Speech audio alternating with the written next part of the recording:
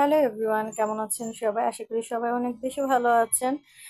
আজকে ছিল mother's day. কালকে সাজিনের বায়না ছিল রাত্রেবেলায় যে আজকে দুপুরে আমরা বাইরে খাবো, তাই রান্না বান্না করে নেই, আউটলেটে চলে এসেছিলাম। তো আউটলেট অফ করে এখান থেকে আমরা একটু আউটলেট থেকে সাজুগুজু করে আমরা এখন রওনা হব, দুপুরে লাঞ্চ করতে যাব। তো অনেকদিন কাচ্চি খাওয়া হইতেছে না, তো ভাবলাম আজকে চোখ কাচ্চি খাবো। আসলে গরমের মাঝখানে কি পরে বের হবো এটাই বুঝতে পারতেছিলাম না, এত পরিমাণ গরম। সবাই হয়তো বা মানে গরমে একদম অতিষ্ঠ অবস্থা হয়ে গেছে। তো এই তো আমরা বের হয়ে গেলাম।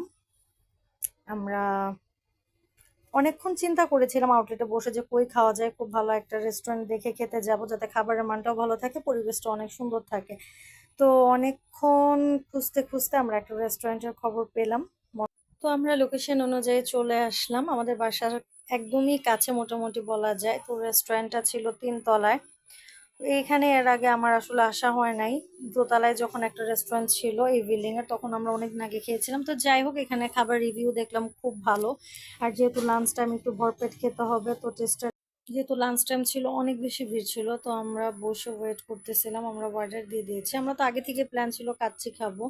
তো আমি সাকিব এখানে ওয়েট করতেছিলাম, মাত্রই ঢুকছে, এত বেশি গরম ছিল, প্লাস অনেক মানুষ ছিল এখানে, মানে লাঞ্চ টাইম ছিল, অনেক ভিড় ছিল। আর রেস্টুরেন্টের পরিবেশটা মোটামুটি আমার ভালোই লেগেছে, খাবার টেস্টটাও মোটামুটি ভালোই ছিল।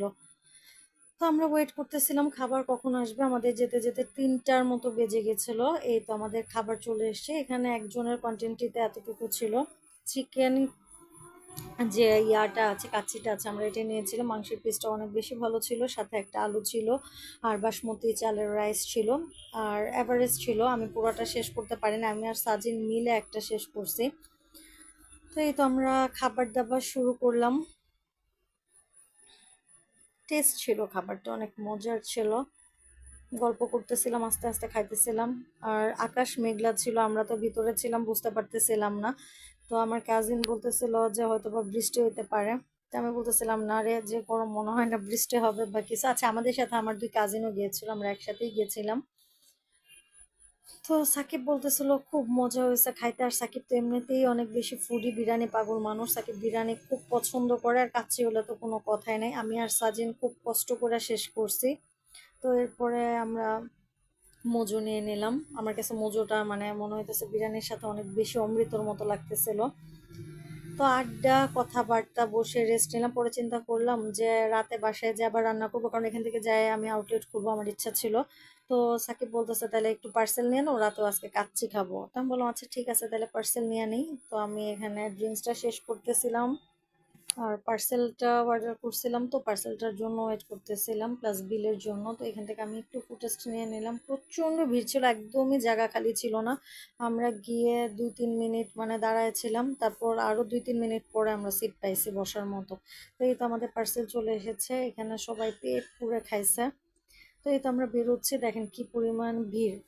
আমরা কিন্তু তখনও জানি না যে বাহিরে মানে ওয়েদার অনেক বেশি খারাপ। তো এই দিক দিয়ে গ্লাস দিয়ে দেখলাম, সাকিব আমার বলতেছে বৃষ্টি পড়তেছে, ছিটা ছিটা বৃষ্টি হইতেছে। তো আমি ভাবলাম যে আচ্ছা, এর মাঝখানে আমরা চলে যাব বাসায়, যেহেতু অনেক বেশি গরম ছিল। বৃষ্টিটা হওয়াতে আমি খুশি হয়েছিলাম, কিন্তু আবার ভাবতেছিলাম আউটলেট খুলতে হবে, গিয়ে মানে ভিজবো, মানে সব একসাথে, মানে উল্টাপাল্টা চিন্তা যে কি করবো। আসলে পরে ডিসাইড করলাম থাক, বৃষ্টি হলে এখন বাসায় যাই একটু ঘুমাবো, দেন পরে সন্ধ্যার পরে আউটলেট খুলবো। তো এই তো এখানে হালকা বৃষ্টি হইতেছিল। তো এর মাঝখানে আমরা নিচে নামলাম। নিচে নামার কিছুক্ষণ পরেই ধুম বৃষ্টি শুরু হয়েছে। আমরা এর আগে বাসায় চলে আসলাম, আকাশ একদম মেঘলা ছিল, খুবই মেঘলা ছিল আকাশ। তো আমরা ভাবতেছিলাম যে বৃষ্টি হওয়ার আগে বাসায় চলে আসি।